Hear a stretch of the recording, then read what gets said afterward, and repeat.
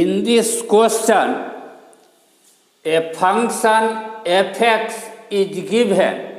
Fx is equal to 2 minus 2x square minus x square sin 1 by x when x not equal to 0, but fx is equal to 2 when x is equal to 0. Now in option A, it is said that f is not differentiable at x is equal to 0. We will have to check whether this statement is correct or not. For that purpose, we will have to check its differentiability at x is equal to 0. Left hand derivative f dash 0 minus is equal to limit of h tends to 0 plus from right hand side f0 minus h minus f0 by minus h. This is formula for left hand derivative. You can get this formula in some book. Now 0 minus h will be minus h when h tends to 0 plus and this is minus h. That means here not equal to 0. Therefore, function will be according to this. Now, in this expression, we will put minus h in place of x like this. And this is f0. That means x is equal to 0, exactly equal to 0. Therefore, value of the function will be according to this. That means 2. Therefore, we write 2 in place of f0. This 2 and this 2 will be cancelled out. Now there will and minus h whole square will be h square, minus h whole square will be h square. Sin minus theta is equal to minus sin theta. Therefore, we will write here minus sin 1 by h. This minus will become plus. Now we take h square common from this and this and write here. This minus h will cancel this minus h square and here will be left h. This 2 minus sin 1 by h lies between 1 and 3 because value of sin 1 by h will be from minus 1 to 1. Therefore, 2 minus sin 1 by h will be from 1 to 3. This is a variable number from 1 to 3 and this tends to 0. Tends to 0 times some positive number will be equal to 0. Therefore, left hand derivative will be equal to 0. Left hand derivative is equal to 0. Now we find out its right hand derivative f dash 0 plus. This is equal to limit of h tends to 0 plus f0 plus h minus f0 by h. 0 plus h will be equal to h. Now we write h in place of x in this expression and write here this is f0, that means x is exactly equal to 0. Therefore, value of function will be according to this, that means 2. These 2 and these 2 will be cancelled out. Now there will be left this. Now we take minus h square common from these 2 and write here. This minus h square will be cancelled from this h, and here will be minus h. Now this fluctuate between 1 and 3, but this tends to 0 times a fluctuating number between 1 to 3 will be equal to 0. Therefore, right hand derivative is also equal to 0. Since left hand derivative f dash 0 minus is equal to 0 and right hand derivative f dash 0 plus is also equal to 0. Therefore, left hand derivative will be equal to right hand derivative, that is equal to 0. And this 0 is some finite number.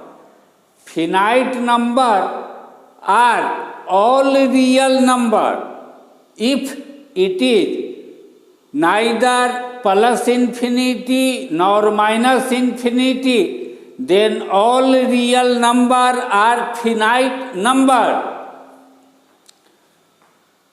Therefore, fx is differentiable at x is equal to 0. When left hand derivative is equal to right hand derivative and this is also equal to some finite number, then function is differentiable at that point. Therefore, fx will be differentiable at x is equal to 0. And f dash 0 will be equal to 0. That means f dash x will be 0 at x is equal to 0. That means fx is differentiable at x is equal to 0. But in this option A, it is given that f is not differentiable. It is clear that this statement is not correct. Option A is not correct. To check increase and decrease of this function fx, we will have to first differentiate fx. When x not equal to 0, then fx is according to this rule. Therefore, when x not equal to 0, then f dash x will be equal to derivative of 0 minus differentiating 2x square, this differentiating x square times sin 1 by x by using u times v rule, we get this x square and this x square will be cancelled out. This minus can be written here. When we remove bracket, minus sign will be here and minus times minus will be plus sign here. Taking minus 2x common from these two, f dash x can be written like this. Therefore, f dash x will be equal to this when x not equal to 0.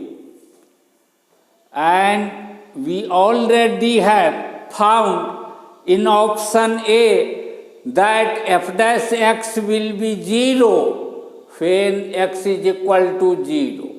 Therefore, we write here 0.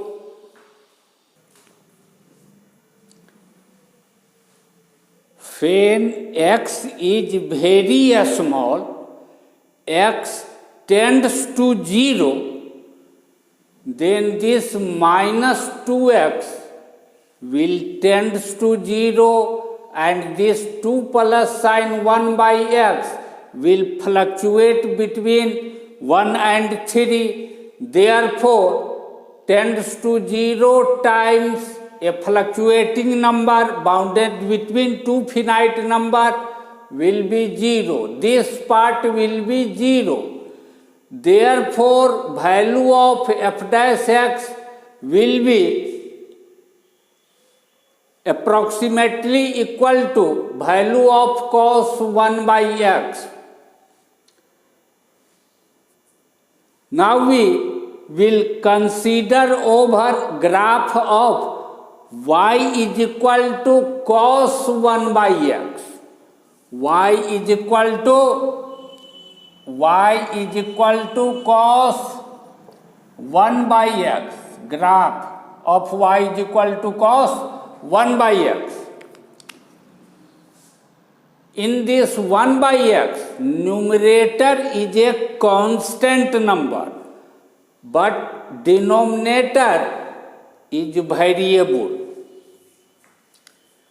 Here we write numerator a constant fixed number 120, and we change in denominator.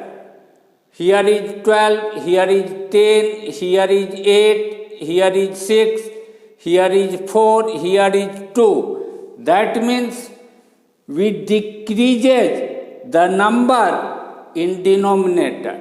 120 by 12 is equal to 10. 120 by 10 is equal to 12. This 12 is greater than this 10. As denominator decreases, result increases.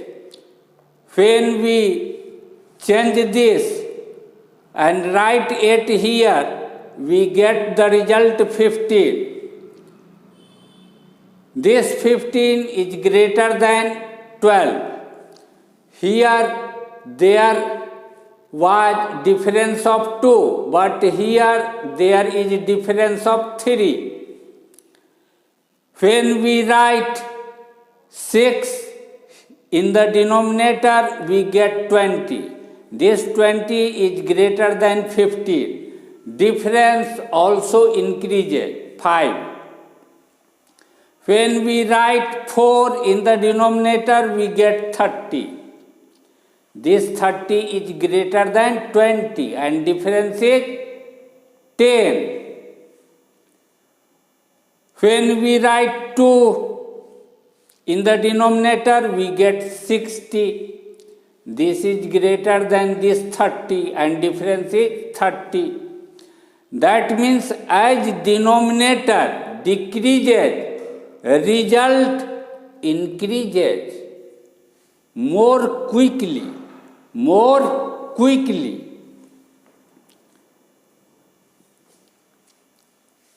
Pi is approximately equal to 22 by 7.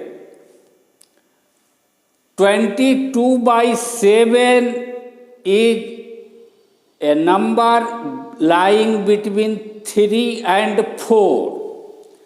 Therefore, in this 60, pi will appear many times.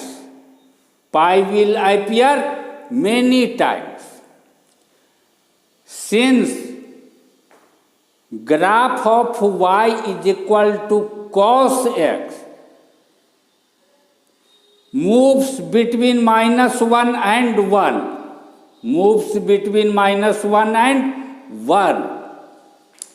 That means it crosses x-axis always, sometimes 1, then it becomes -1, then it becomes 1. When we draw the graph of y is equal to cos 1 by x, and suppose this crosses x-axis 2 times in this interval, 2 times in this interval,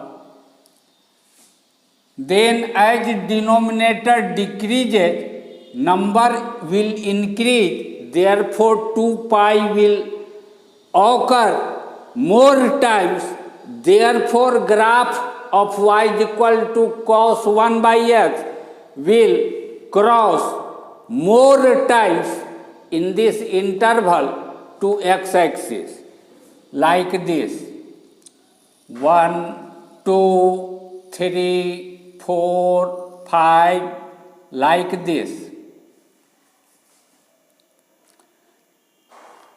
When x comes here, then in this interval, this graph will cross x-axis more times than in this interval. When x comes here, then in this interval, graph of y is equal to cos 1 by x will cross x-axis many lakhs times in this interval. Now, in this interval, graph of y is equal to cos 1 by x will cross this x-axis many crore times, and in this interval 0 to this, graph of y is equal to cos 1 by x will cross x-axis infinite number of times.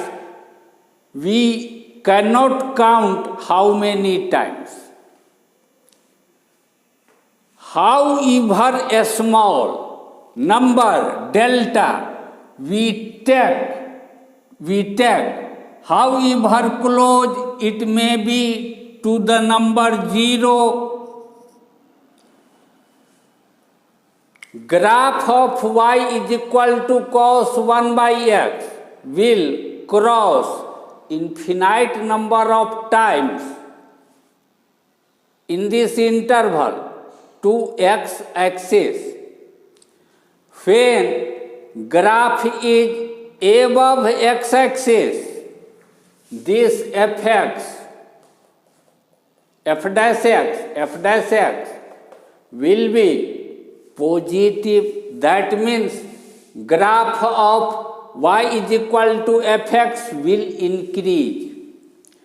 When curve of y is equal to cos 1 by x is below x-axis, f dash x will be negative.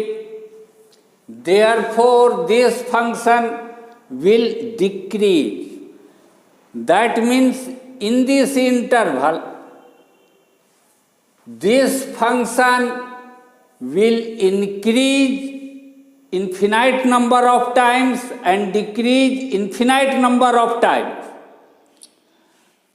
However close we take delta to 0, there will be infinite number between this interval 0 to delta, and in this interval fx will increase infinite number of times and decrease infinite number of times.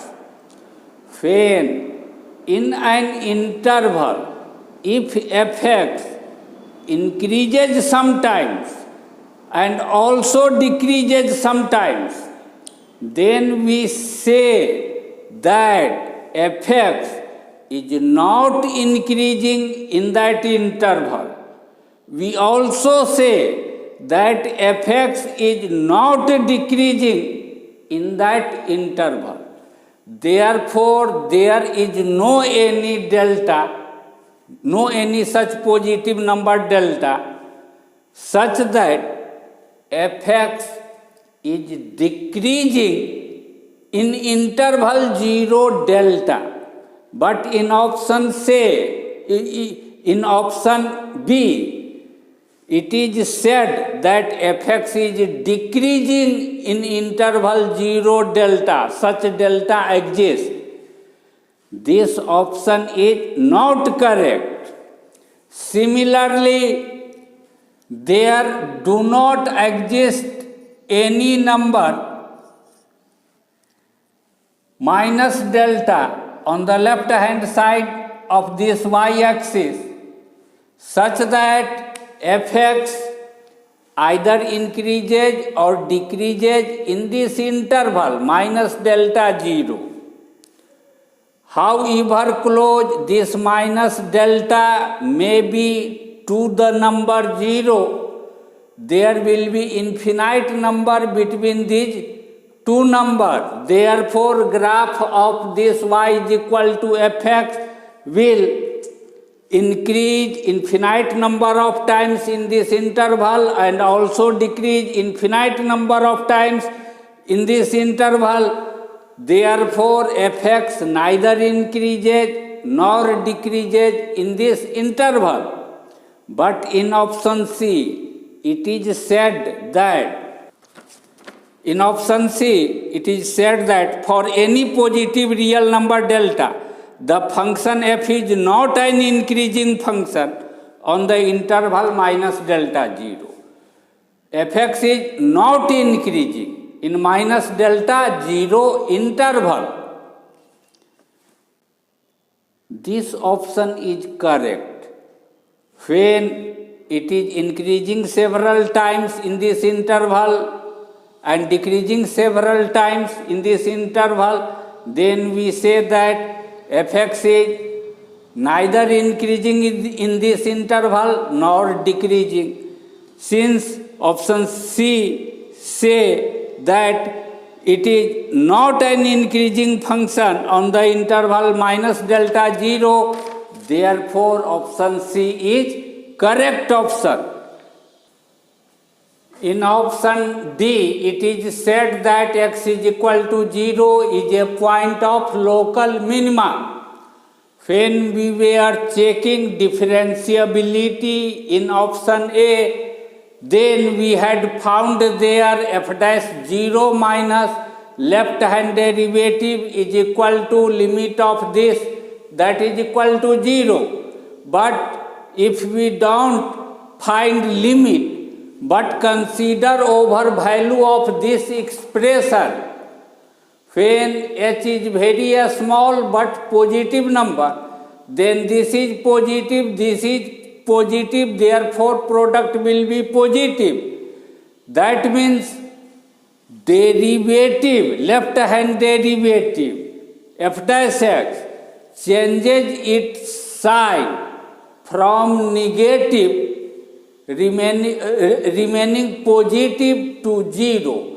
On the left hand side of this 0, f dash x is positive, and from positive sign it convert to 0 here. Positive to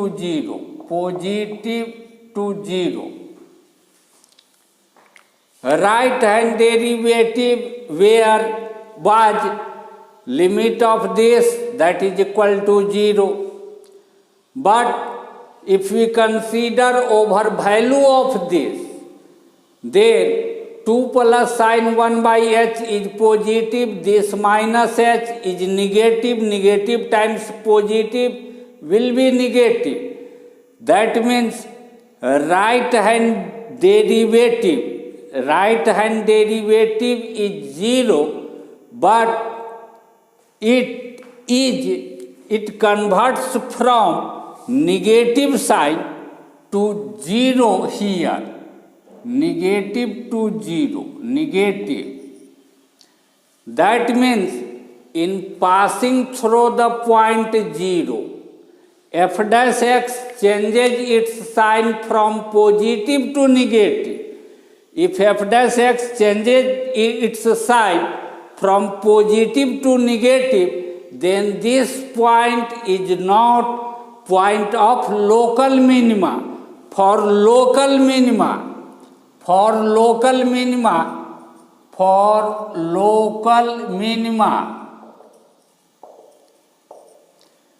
f dash x should change its sign,